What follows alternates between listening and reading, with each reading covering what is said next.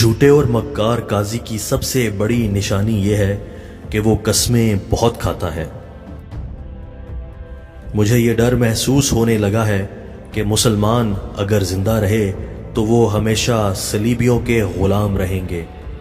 وہ اسی پر خوش رہیں گے کہ زندہ ہیں، مگر قوم کی حیثیت سے وہ مر چکے ہوں گے۔ اگر کسی قوم کو جڑ سے ہی اکھاڑ پھینکنا ہو تو ان کی عوام میں نفرت کے بیج بو دو، قوم خود بخود تباہ ہو جائے گی۔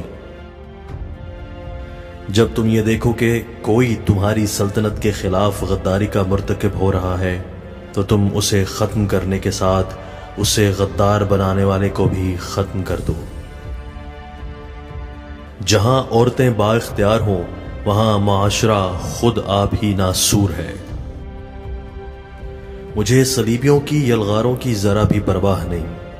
پریشانی تو یہ ہے کہ محافظ شراب کے مٹکوں میں ڈوب گئے۔ اسلام کے پاسبانوں نے اپنے آپ کو گھروں میں قید کر لیا اور عورتیں ان کے پاؤں کی زنجیریں بن گئیں۔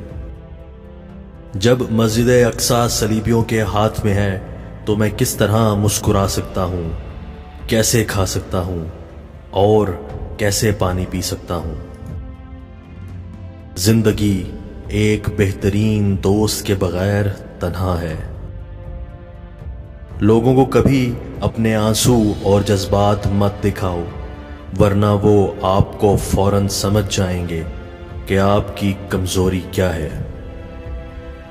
فتح نرمی اور مہربانی سے اپنے مخالفین کے دلوں کو بدل کر رکھ دیتی ہے۔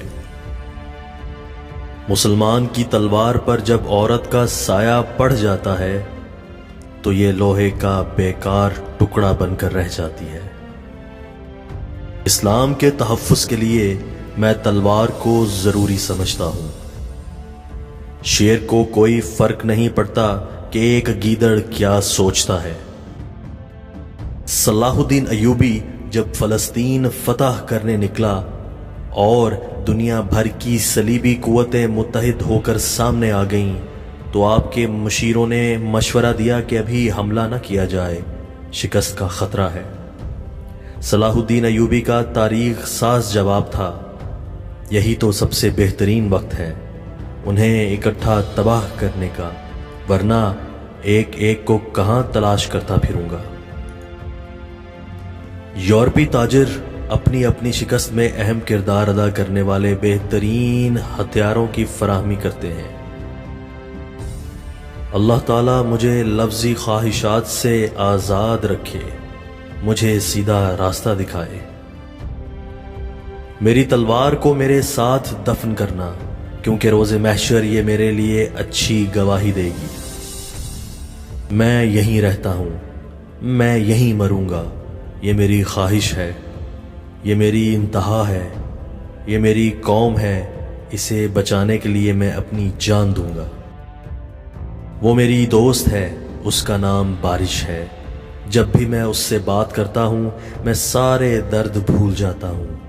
وہ زندگی کی رفتار سے بات کرتی ہے۔ کبھی کبھی میں اس کی باتوں کو سمجھ نہیں پاتا، لیکن اس کے تاثرات مجھے خوشی دیتے ہیں۔